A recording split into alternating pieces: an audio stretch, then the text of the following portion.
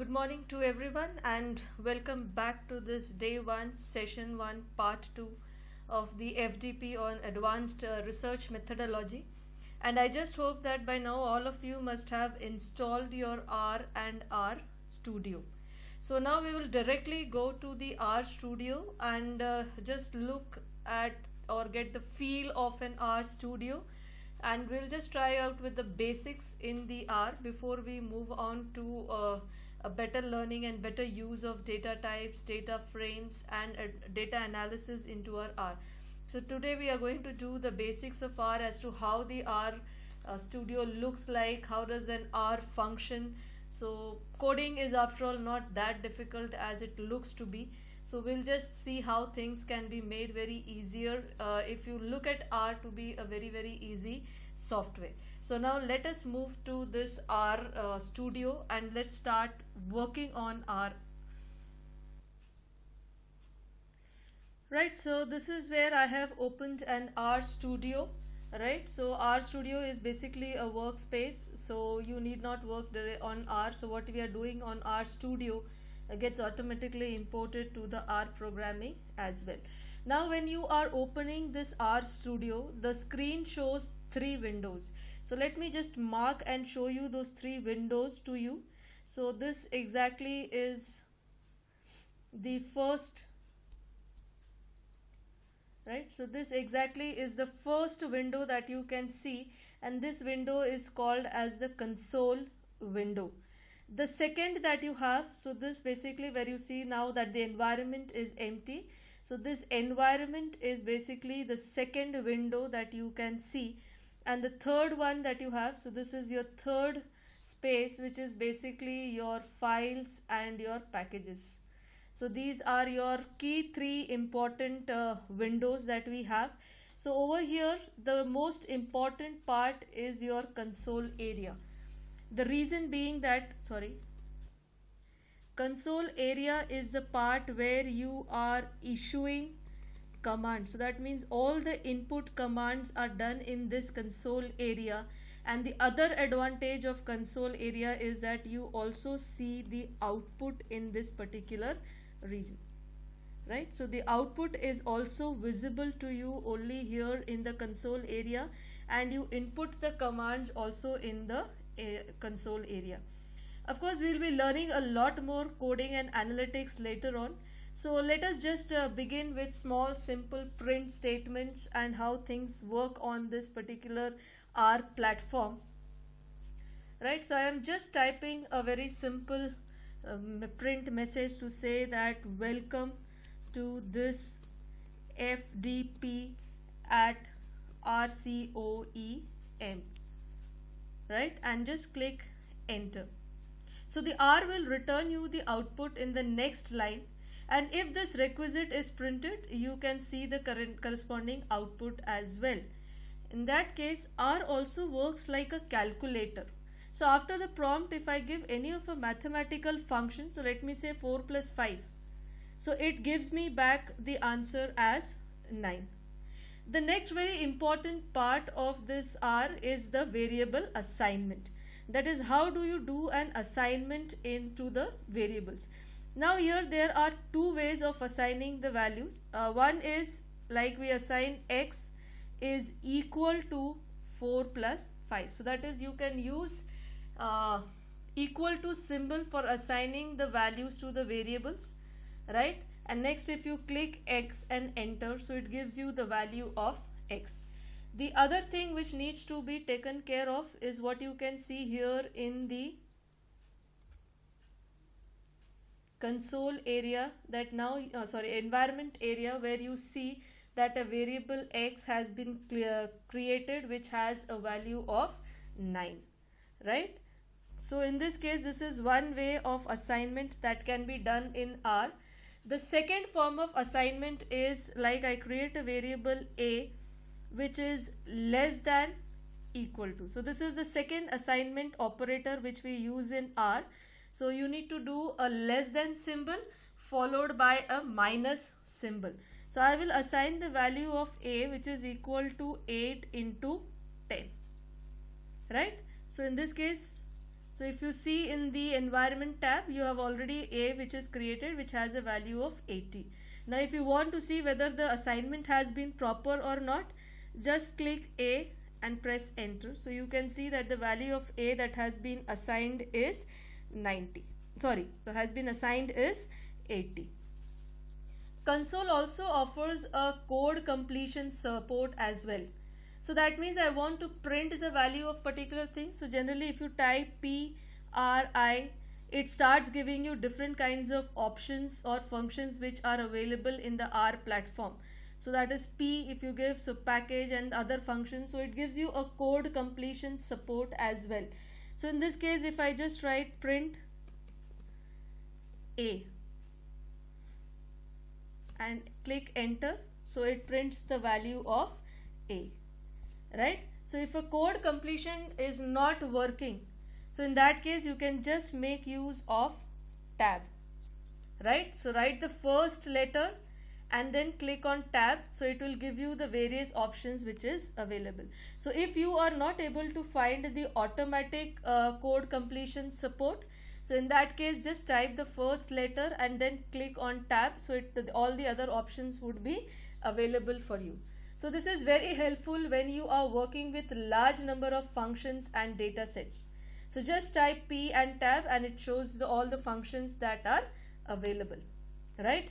So a function is basically a set of statements organized together to perform a specific task. R has a large number of inbuilt functions and the user can create their own functions as well. So let us first just start with some built-in functions in R. So how do we basically present a function in R? R functions are invoked by the function name, right? So you first have to write the function name over here, then followed by parenthesis, right? And within the parenthesis you might have more than one or more arguments. So such as over here I just say function name is print A, so it has no arguments. Now if suppose I am doing for decimal, so I say that print A and like I give up to 2 decimal marks. So in that case there is an argument which I have added. So arguments are basically the different components which you have to mention in your function. So if nothing is being mentioned, so that means all the default items are assumed to be taken as it is there in your R function. Suppose if I say that arrange the values, so it might arrange the values in an ascending order because that is a default option in R. But if I have to make it in a descending argument, in a descending manner, then in that case I need to add that argument that please do it in descending order and not in the ascending order, right? Now suppose we have a function called as combine. So that means I want multiple variables to multiple values to be combined together. So in that case the function that we use is C, right? And then what we have is your parenthesis. So what are the values I want to combine? So I suppose want to combine 10, 12, 14 and 16. So I want to combine these 4 values together, right? So now these 4 values have been combined. Now suppose I want to find out the mean of these particular values. So let me say I just type mean, right? So I want to find out mean of 10, 12, 14 and 16. So let me see what's the answer. The answer is 10. Is it the correct answer? I don't think so. The reason why this is happening is mean, all these 4 values have not been combined together to take them together for the calculation of mean. So over here mean has returned us the value of 10, which is the first number which is there in this particular list. So what is the correct way of representing it? Right, typing as mean combine 10, 12, 14, 16 and then click enter. So now you find the correct answer. The correct answer is 13, right? So this is how you have to take care. It has a lot, the R generally follows the same order in which the things have to be done. So the proper commands have to be given in R so that it performs correctly the operations and it gives you the results what is expected out of you. Now in this case, when you are working with a lot many of things in your R, so you need to remember what you are using it for what. So in this case, we make use of comments. So in this case, when you are writing a comment, what you have to do is put a hash and say that I want to create a sequence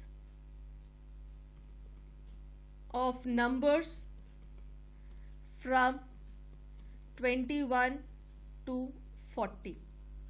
So all the text after the hash within that same line will be considered as a comment by R. So now I want to create a sequence. Sequence again is a built-in function. So I just select sequence, right? And what do I want? I want the sequence from 21 to 40. And I click enter. So now my sequence is created from 21 to 40. Similarly, when we are doing a range of values, the other way to represent in R is by using a colon. So instead of using a function, I can say 21 colon 40. So that means my range of value is from 21 to 40. Let me click enter, right? So you get here the thing. So when you are using a continuous range of values, so in that case you can you make use of your colon. So instead of writing a large number of numbers, you can directly make use of colon, right? So suppose I want to find out the mean from 10 to, right? So the range of values is from 10 to 30.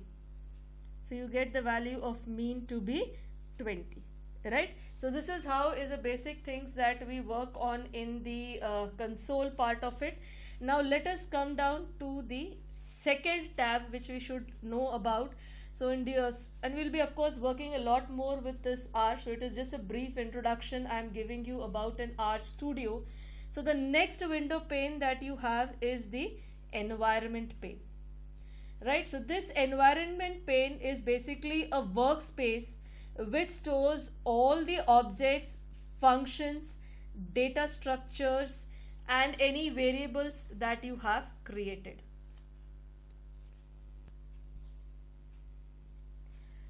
Right, so let us just create a variable.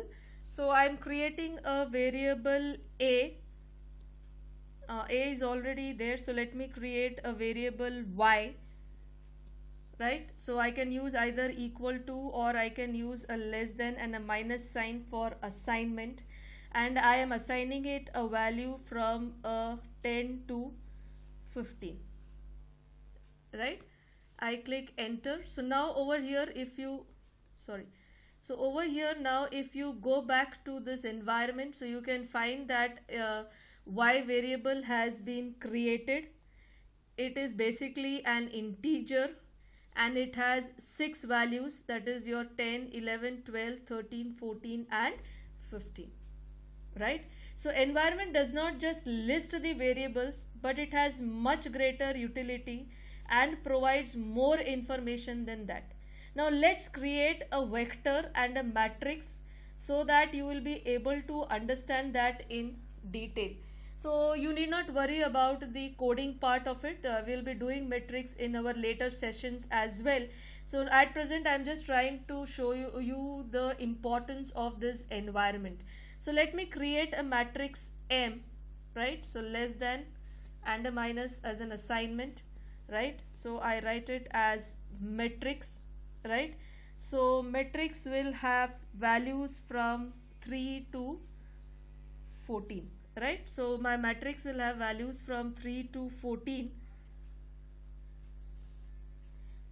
comma n row. So n row means number of rows, so I should have 4 rows in my matrix, and by row is equal to true. So that means the assignment of the numbers will happen row wise. So I'll just show you once we get to this particular function which has run here. So now I'll just show you. So I am printing this matrix, right? So now if you see 3, 4, 5, 6, 7, 8, the assignment has happened by row. So the 4 rows has been created and the numbers 3 to 14 has been assigned. So if I do by column, that is by COL equal to true.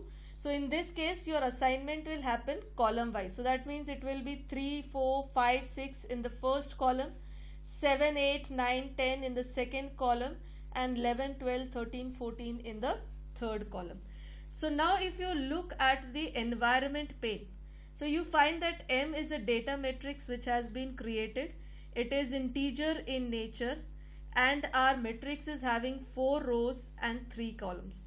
Now you can see over here the dotted table like structure which has been given to you. So if you click on this structure, so you can see that you can find some kind of a data spreadsheet form which is being presented to you, right? So this presents you the environment in which your data is being saved. So any data set which we are creating, if we want to look at our data set, so we just have to click on this icon and the entire data set gets reflected over here, right? So once the work is being done, so this is your minimize button. So I use this to minimize it. Now since we have worked on a bigger length of working which has been done, and now I want to clear this particular area for doing some fresh calculations. So in this case, for clearing your console area, you have to use the command, right? So you have to use, right? So I'm just writing it.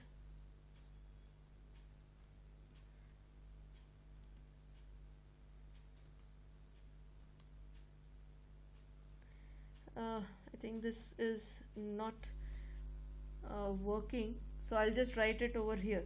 So you have to use the function control, right? So control plus L, right? So if you use this function control plus L, your console is cleared. So that is, you have a new cleared window which comes out. So I'm just pressing control and L and you find that your console is cleared. Similarly, if you want to clear your environment as well, so you can find a broom like structure over here. So it says clear object from the workspace. So just click on this and it asks you, or do you want to remove? So you can just say yes, right? So this is how you can clear your console and your environment.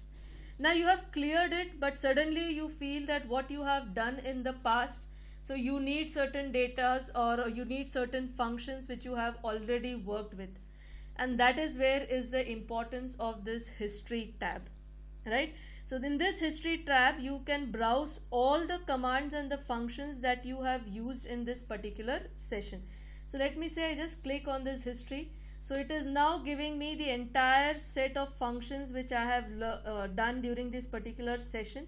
So any of the function that I need in my console area, so I just have to select that and it gives me an option to console. So just click this particular thing, select it and then click on console and it sends it back to the console area. So history also has an importance. So all of it doesn't get wiped up just because you have cleared your console. It is generally available into your history tab as well, right? Now the next most important part that we come down to is the scripting feature, right? Because we have a set of commands which needs to be done. So we want to do the work in a more organized fashion, and that is where we make use of the R script. Now there are two ways to do it, either to click on this particular icon, so it creates a scripting area, or you can use the function control plus shift plus N, right? So if you use the function control plus shift plus N, you have a new scripting window which is open. So let us see how does it look like. So it is control shift N, right? So this is where is your scripts that you can find. The functioning of a script is little different from the functioning of a console. So whatever commands you are doing into your scripting area, you have to pass it out from the scripting area to your console area. Suppose in this scripting area I create a variable a which is equal to 7 into 5. Right? Now if you see, there are nothing that you can find in your console, and in the next I say print a. Right? So now still now there has nothing worked out, no output, nothing that you can see. So what you have to do is, after end of every statement that you finish in your script, you have to do the run command over here. Right? So you just have to say run, and you find that 7 plus 5 comes over there. Then if we have written print a, so after your print a, just click on run, and you find that your value is printed. So in scripting you can do a ordering and a more organized way of presentation. So then you can choose and select what are the lines which you want to pass it to the console area, and in what order do you want to pass it out into the control area. So once you click on this run button, so you find that it moves to the console area. The output will still appear only in the console area. Right? Now we come down to this particular third window pane that we have, which is your files and packages. Right? So this files and packages, so this is the section which shows you all the files and the folders in your workspace. Now R by default has set a working directory where it will show save all your R files by default. Right? Now, so how do we know where is R saving our particular functions and where is R saving our particular files? So you need to use the command. So I'll directly go to the console area. So over here you have to use the command get working directory wd. So get wd in parenthesis and enter. So now it gives me the location where my files are being saved.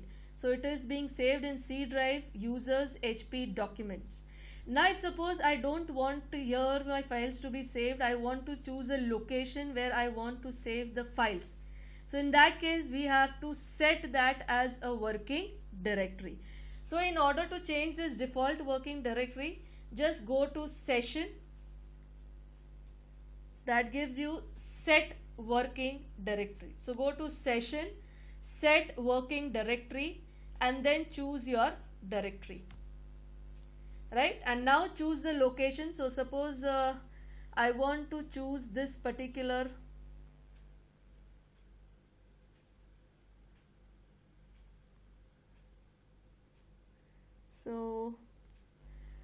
right, so this is my particular location over here.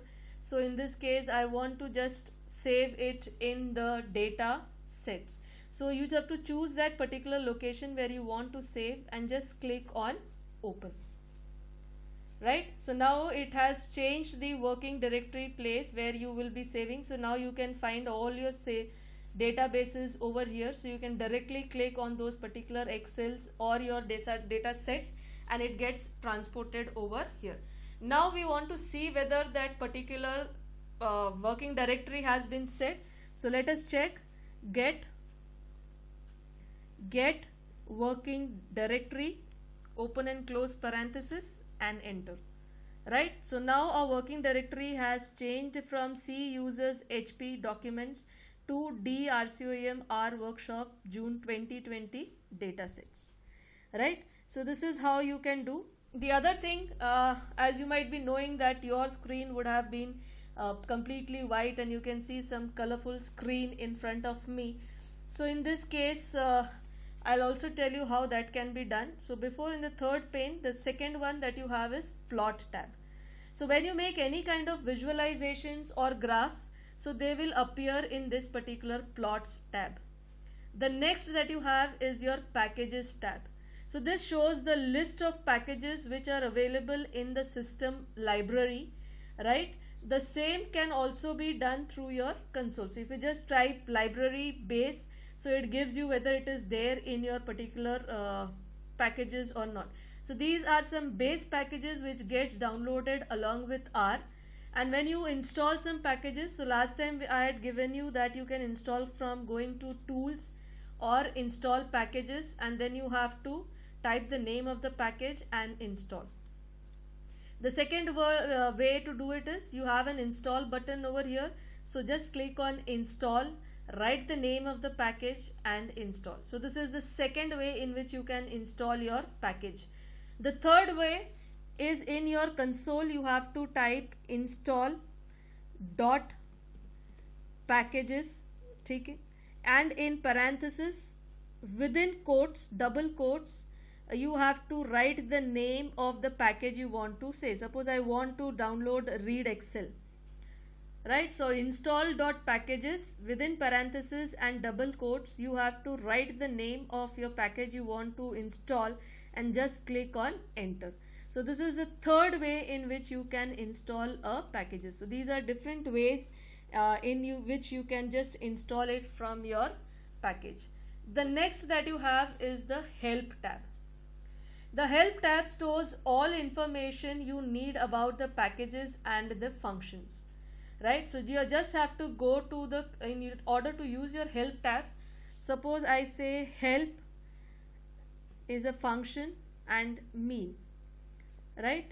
So I want to find out about mean. So now if you see in this help area, it gives me what are the arguments in that function, how to use that function, what is the default function, so what are the default arguments, all of these are mentioned over here. So one way to use is use the function name help within parenthesis and double quotes, just write the name of the function that you are looking for. The other way to do it is using a question mark and writing, let me use some other function, median, right? I want to find out, so just put a question mark and that name of the function and click enter, right? So now it gives, now if you see the help package will give me all that I have to do with respect to median. So median is x comma n.rm equal to false. So there are 3 arguments that we are trying to pass. So what are the details of those particular things? So how is an example? So an example has also been given to you. So this is how you can make use of help. So either you can use the function name help or you can use the question mark. Now that I told you that how your screen must be white and mine is a little colorful, so you can also personalize your RStudio. In order to personalize your RStudio, you just need to go to tools, right? Go to global options, right? So from tools, go to global options and then click on appearance, right? So here you can zoom, that is if you want to increase the size of the screen, you can choose the font, you can choose the font size, you can choose the colors, so whatever colors you want, so cloud, midnight, dawn, so there are various options which are available. You can see the preview also over here. So whichever is your area of interest that you want. Generally it is said that if you are trying to use R for a longer period of time, a dark theme is always better suited. So when you have a dark theme, your focus of your eyes on the screen is little less because things are very more clearly visible to you, rather when the backdrop is or the background is very light. So it is preferred that when you're using R for longer time, it is better to use a dark theme. So you can personalize it and then click on apply and OK. So your screen gets personalized according to your own format in which you want. So if you want, you can decrease the font size. So if you feel that the console area is coming out too big, so all these things can be done, right? So now I've also told you about how to install the R packages, help function. And before we end off, now if you are not sure about the name of the function you are looking for, so in that case you want to perform a fuzzy search. So that also is available in your R console by the function name appropause.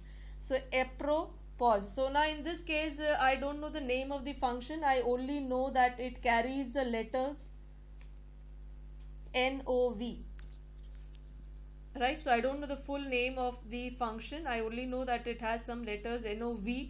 So in this case I can make use an apropos function. So it is like APROPOS, and then in inverted brackets you have to just write it in double quotes and click enter. So in this case your R also gives you all the functions which are available which carries the letters NOV.